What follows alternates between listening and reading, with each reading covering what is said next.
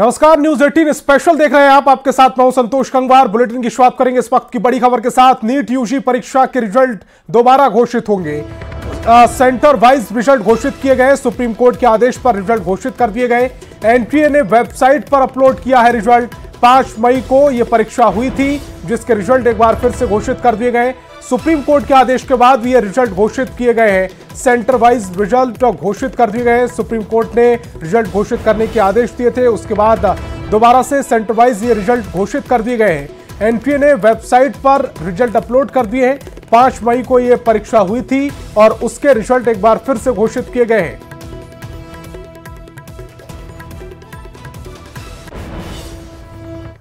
और देश के कई हिस्सों में बारिश से हाल बेहाल है। लगातार हो रही बारिश से नदियां उफान पर हैं। इसी के साथ लोगों की मुश्किलें भी बढ़ती जा रही हैं।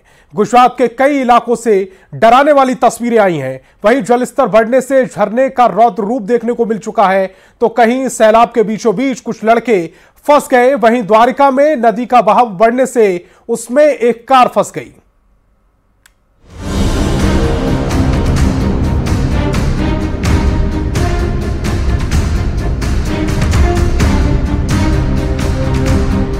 गुजरात में बाढ़ बारिश का रौद्र रूप।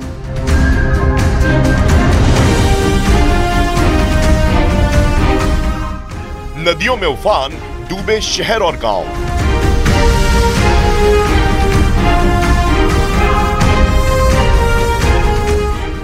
आसमानी प्रहार से मच गया हाहाकार।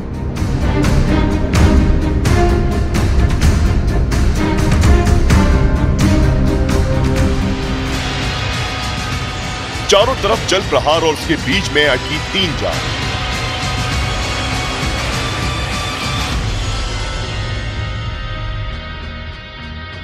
बारिश और बाढ़ का रौद्र रूप क्या होता है, इन तस्वीरों को देखकर अंदाजा लगा लीजिए। एक दूसरे का हाथ पकड़े ये तीनों युवक मौत से जिंदगी की जंग लड़ते दिखाई दिए।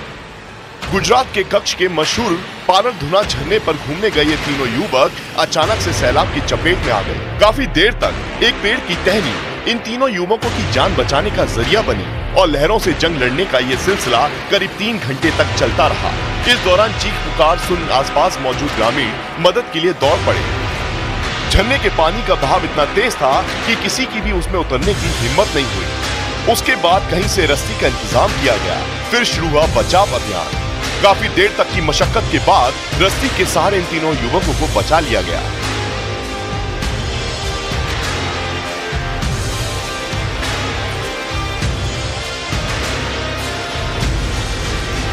गुजरात के कई जिले बाढ़ की चपेट में हैं। द्वारका में तेज बारिश की वजह से नदी नाले उफान पर हैं। द्वारका के भाटिया से एक हैरान करने वाली तस्वीर सामने आई। वहां पानी के तेज बहाव में एक कार फंस गई, जिसके बाद शुरू हुआ उस कार में सवार लोगों को बचाने का अभियान। मौके पर एनडीआरएफ के कई जवान रस्सी लेकर लहरों से जंग लड़ते कूद पड़े और काफी संघर्ष के बाद कार में सवार दोनों युवकों को बचा लिया गया।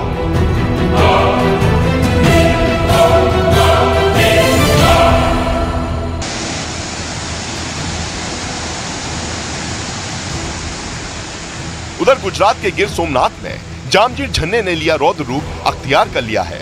लहरों के इस प्रचंड रूप को देखकर आसपास के लोग सहम गए। लहरों का वेग इतना तेज था कि मानो सब कुछ बहा ले जाने पर आमादा हो। गिर सोमनाथ में कोटीनाथ तालुका गिरगड्डा तालुका की सीमा पर सिंगोड़ा नदी पर मौजूद इस झरने के तेज बहाव को देखने आसपास के लोग भी पहुंचे, जो किसी खतरे से कम नहीं। और मुंबई समेत महाराष्ट्र के कई जिलों में भारी बारिश हो रही है। बारिश की वजह से नदियां और नाले उफान पर हैं। बारिश की वजह से कई इलाकों में जल भराव देखने को मिल रहा है। मुंबई और मुंबई के उपनगर में बरसात ने कोहराम मचाना शुरू कर दिया है।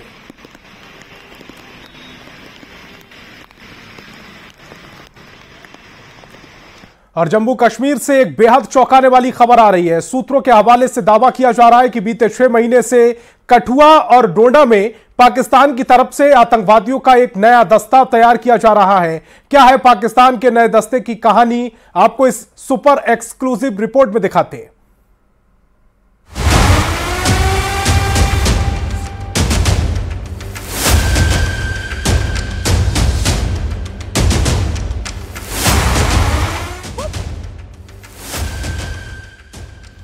जम्मू कश्मीर से आई ये खबर किसी को भी सन्न कर देने के लिए काफी है, क्योंकि खुफिया सूत्रों के हवाले से पता चला है कि जम्मू संभाग में दहशत फैलाने के मकसद से पाकिस्तान ने एक नई टेरर ब्रिगेड तैयार की है और इस टेरर ब्रिगेड का नाम है आतंक का पठानी दस्ता।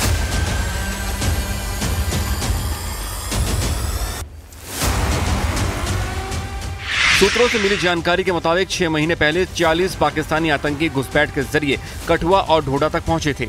ये सभी आतंकी पाकिस्तान के पंजाब और खैबर पख्तूनख्वा के पठान हैं।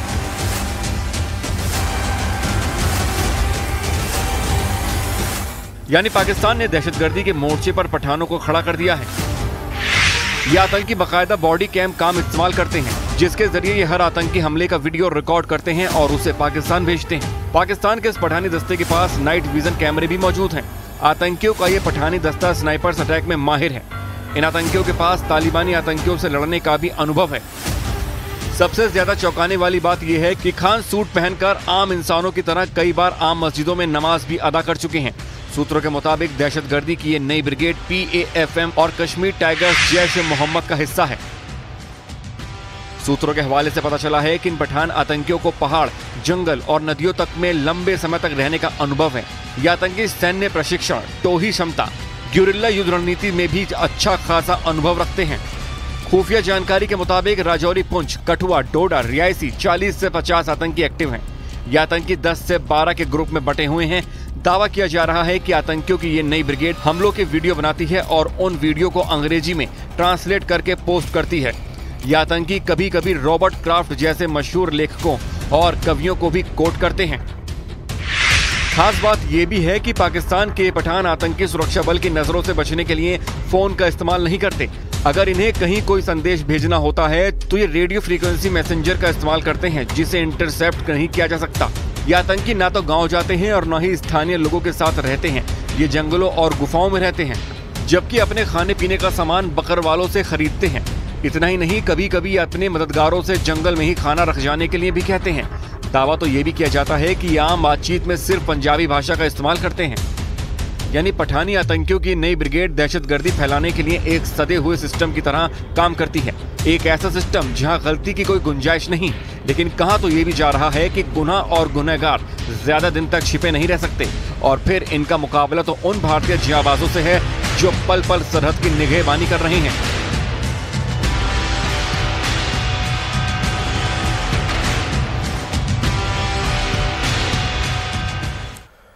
और इसी बीच सहरसा से बड़ी खबर मिल रही है। कोसी नदी में नाव पलट गई है। राजनपुर घाट पर यह हादसा हुआ है। पीपा पुल में टकराने से नाव फट गई, जिसके बाद से यह हादसा हुआ। नाव पर 10 बाइक और कई लोग सवार थे।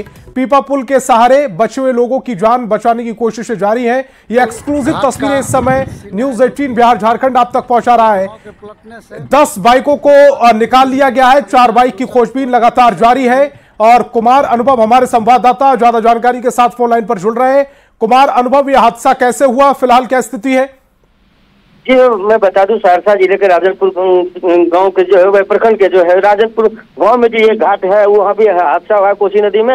नाव पे जो है तकरीबन कई दर्जन लोग सवार थे और 10 मोटरसाइकिल जो है उसपे सवार था और ओवरलोड नाव था, जो कि कोसी नदी में जहाँ पे जो है पीपा पुल का निर्माण चल रहा है उसी ओर से जा रही थी। इसी दौरान जो है पीपा पुल में नाव जाकर टकरा जाती है। टकराने के बाद नाव बुरी तरह से फट जाता है, जिसके बाद नाव हादसा हो जाता है, लोग डूब जाते हैं। लेकिन मेन मुख्य बात ये है जो पीपा पुल के सहारे जो है लोगों की जान बच पाती है, क्योंकि बगल में पीपा पुल रहता है। उसके बाद जो है पीपा पुल पकड़ करके लोग जो है अपनी जान बचाते हैं। जहाँ तक बात है नाव हादसे की, मैं बता दूं कोसी नदी में जो है कई ऐसे नाव है बिना निबंधन का चल रहा है, जिसपे प्रशासन की कोई पकड़ नहीं है और जहाँ ओवरलोड जो है उस पर प्रशासन का कोई ध्यान नहीं है। जी कुमार अनुभव, जैसा आप बता रहे हैं कि कोई हताहत नहीं हुआ है, सिर्फ 10 जो बाइक थी उनमें से 6 निकाल ली गई है, 4 ही लापता हैं। उन बाइकों के बारे में कोई जानकारी नहीं अभी तक जो है, जहाँ तक में 6 बाइक जो है बरामद की गई है। 4 बाइक का जो है स्थानीय लोगों के द्वारा जो है खोजबीन की जा रही है। अभी तक 4 बाइक जो है बरामद नहीं हुआ है, उसकी खोजबीन जारी है। जी कुमार अनुभव, इस तमाम जानकारी के लिए आपका बहुत बहुत शुक्रिया। और पिछले कुछ दिनों में दिल्ली में प्रस्तावित केदारनाथ मंदिर पर मचा हल्ला बमुश्किल थमा ही था। इस बीच अब हैदराबाद में भी केदारनाथ मंदिर बनाने के लिए नींव डाल दी गई। ये उस दिन हुआ जिस दिन उत्तराखंड सरकार ने राज्य के अंदर या बाहर किसी भी मंदिर के नाम या डिजाइन की कॉपी ना हो, इसको लेकर कानून बनाने की बात कही थी। इसी पर एक रिपोर्ट।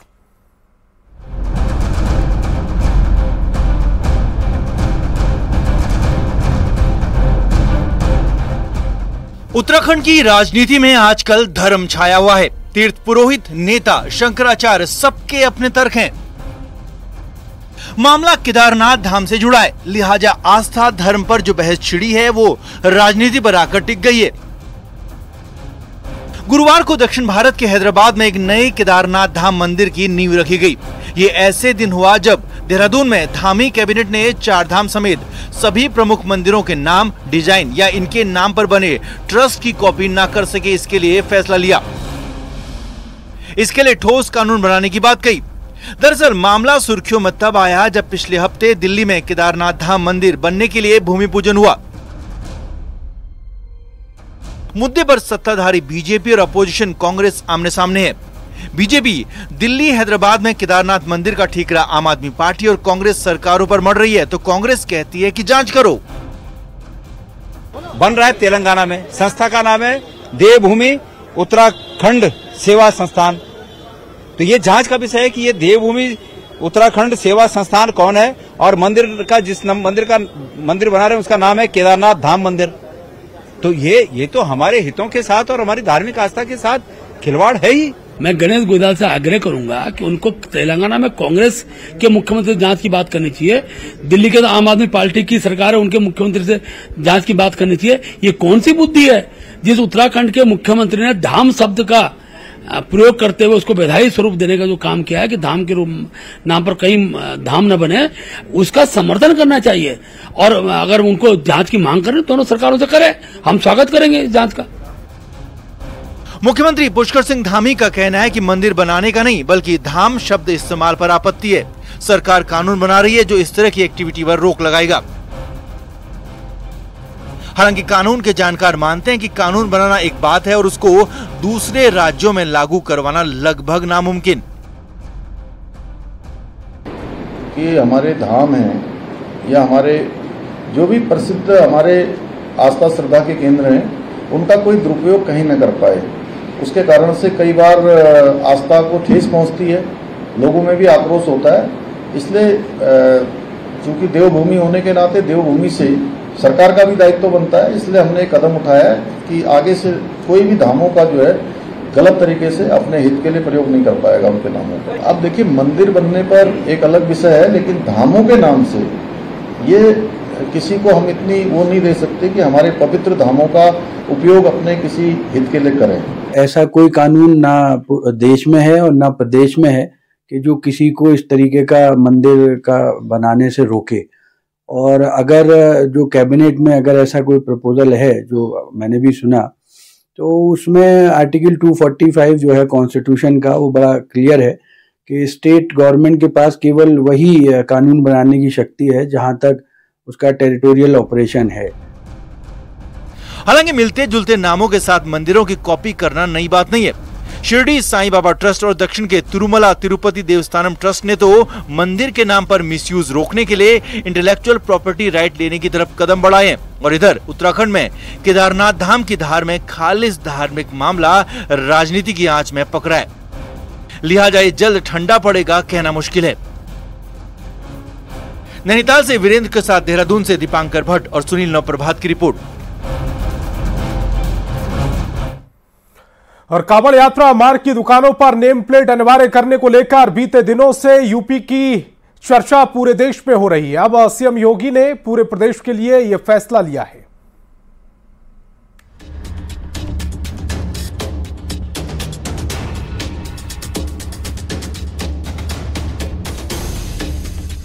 यूपी में कांवड़ मार्ग पर पड़ने वाली हर दुकानों पर अब नेम प्लेट लगाना अनिवार्य होगा। सीएम योगी ने पूरे प्रदेश के लिए यह आदेश जारी कर दिया है।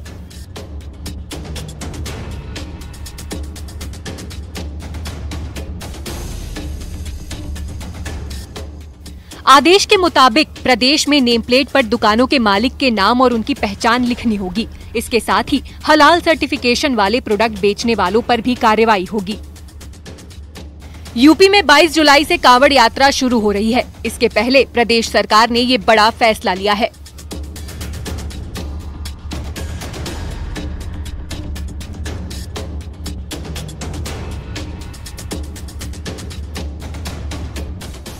योगी सरकार के आदेश के बाद पुलिस ने नेम प्लेट की चेकिंग भी शुरू कर दी है। मेरठ में पुलिस सड़क पर रेहड़ी पटरी वालों की नेम प्लेट चेक करती नजर आई। पुलिस उनके पेपर चेक करती नजर आई है।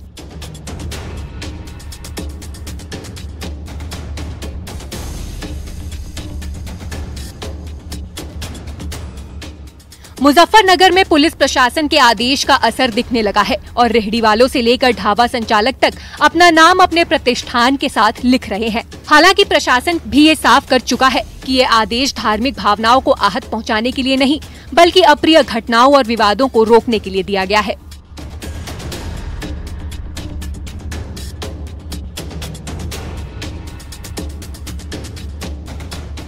आपको बताते हैं कि मुजफ्फरनगर में पहले क्या हो रहा था। संगम होटल को सलीम खान चला रहा था। रुड़की रोड पर वेलकम होटल को हाजी मुर्तजा संचालित कर रहे थे। मेरठ के शुद्ध छोले भटूरे को महराज चला रहे थे। जायका रेस्टोरेंट को तंजीम, इटालियन हट को नदीम चला रहा था।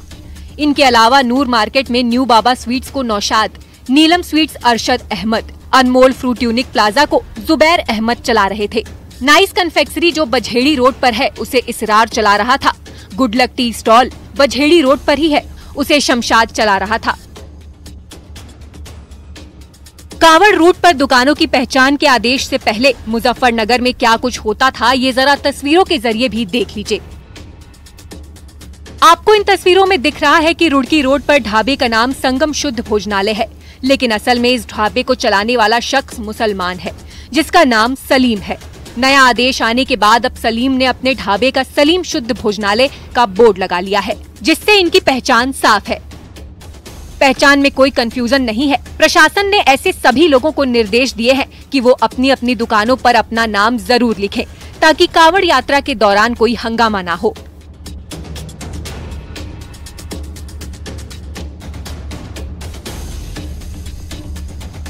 अमरोहा में नेशनल हाईवे किनारे काफी संख्या में मुस्लिम समाज के लोग हिंदुओं के नाम पर ढाबे संचालित कर रहे हैं। हैरानी की बात तो ये है कि मुस्लिम समुदाय के लोगों ने हिंदुओं के नाम पर रखे अपने ढाबों के नाम के साथ साथ ढाबों में हिंदुओं के भगवान की मूर्तियां भी लगा रखी हैं। इतना ही नहीं, ढाबे के बाहर लगे बोर्ड पर कहीं ओम तो कहीं सिख समुदाय के गुरु नानक देव की तस्वीर लगा रखी है, जबकि इन ढाबों के मालिक मुस्लिम हैं। आपका फरमान भाई कहाँ पर रहते हैं?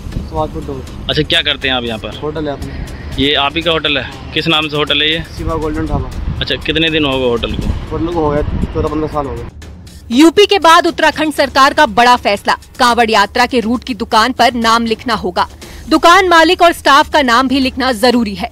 हरिद्वार में भी यूपी जैसा आदेश लागू हो गया है।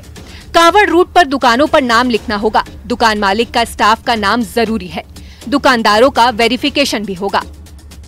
देखिए, कांवड़ की जो हमारी तैयारियां हैं, इसके संबंध में जो होटल, ढाबे हैं, रेस्टोरेंट्स हैं और साथ में जो रेडी ठेली वाले जो कांवड़ मार्ग पर लगाते हैं, उनको लेके हम लोगों के द्वारा एक जनरल इंस्ट्रक्शन दिया गया है कि वो अपनी जो शॉप्स हैं उसमें प्रोप्राइटर्स का नाम लिखेंगे और ऐसा न करने की स्थिति पर उनके खिलाफ हम लोग कानूनी कार्रवाई भी करेंगे। और क्योंकि कई बार विवाद की स्थिति इससे उत्पन्न होती है।